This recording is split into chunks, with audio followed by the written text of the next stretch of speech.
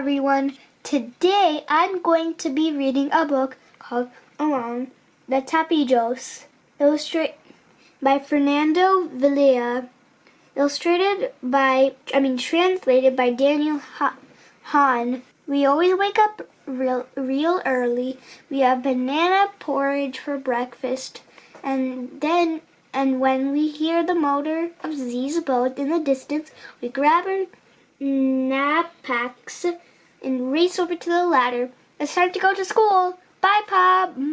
Ma. Bye, Ma. Bye, Titi. Titi is our giant tortoise. Right there. Living on the bank of a river is amazing because on the way to school there's so many animals. Me and Z love playing with the alligators. Z says there are a lot of big creatures under the water.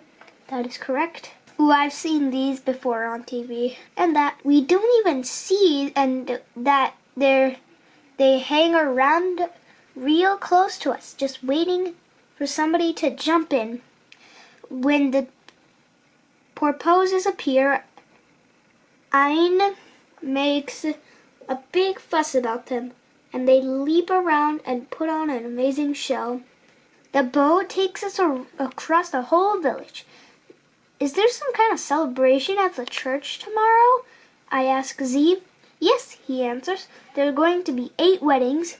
The parish has come up with one for the city, and he's only staying 2 days. Finally, we get to school, the rainforest school.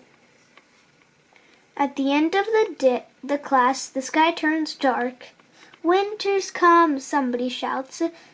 Here is the state of Para. We only have 2 seasons, summer and winter. It's summer. It's very sunny and very dry, and the river gets so shallow you can walk across it.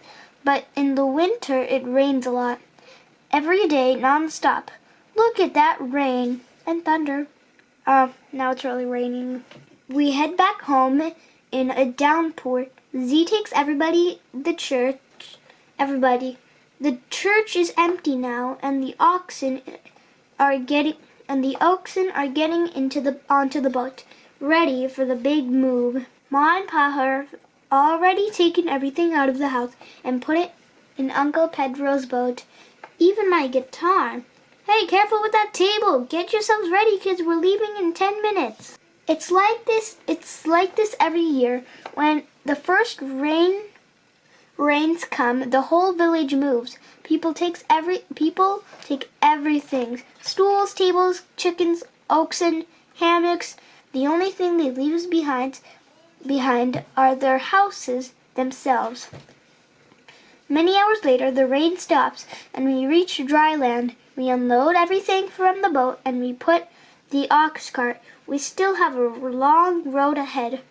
In the middle of the rainforest, Pa always finds a good spot, someplace sunny and close to I grape. That's a kind of waterway. Ma and Ain arrange our things and the food while Pa and I fetch wood to build our house.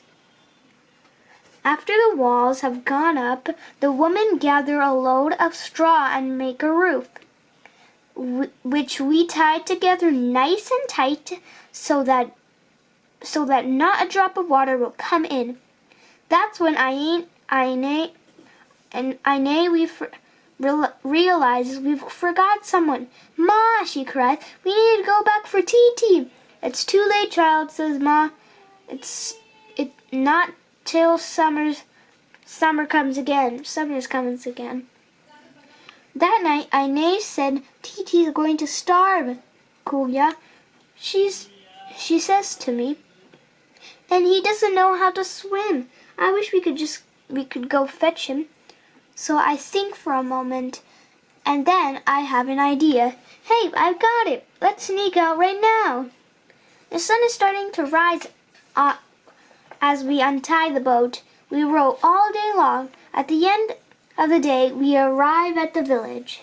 When we reach the house, Titi is alive.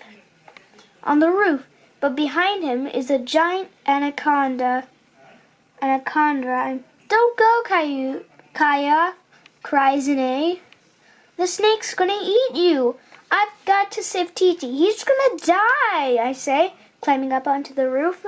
I don't know how it happened, but when I jump back into the boat, Titi in my arms, the queen of the jungle gets all tangled up. So that's how we save Titi.